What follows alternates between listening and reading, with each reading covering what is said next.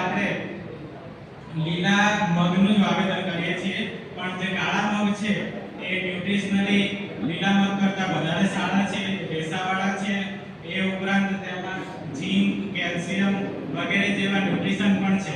તેથી કાળા મગનું પણ વાવેતર કરવું હિતાવહ છે. એ ઉપરાંત આ બંને વેરાયટીઓ જેમ કે CO4 અને GPM1 એ પચરંગિયા રોગ સામે પણ પ્રતિકારક છે.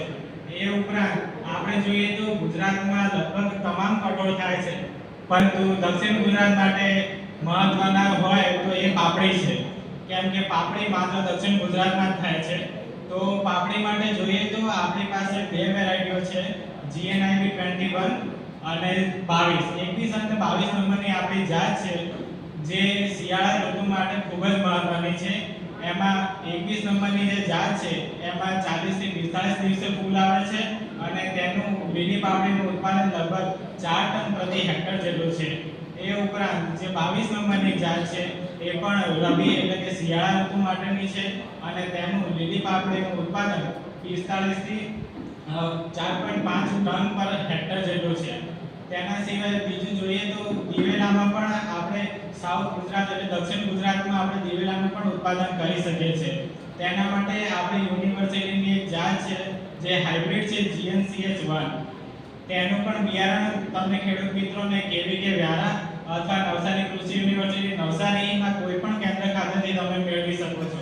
આ GNCH1 છે એ એમ તો જોવા જઈએ તો ગુજરાતમાં દિવેલા મુખ્યત્વે ઓગસ્ટ 15 ઓગસ્ટ પછી એનું વાવેતર થાય છે, એટલે કે ખરીફ કન્ડિશનમાં.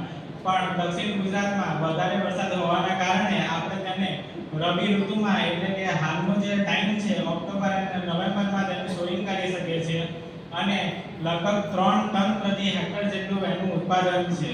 એના સિવાય આપણે તુવેરની જો ચોમાસા માટેની જાતો જોઈએ તો પણ તેના માટે યુનિવર્સિટી બહુ કામ કરી રહી છે. 104, 105, 110 નંબરની જે જાત છે એ દક્ષિણ ગુજરાત કન્ડિશન માટે ખૂબ જ ઉપયોગી છે.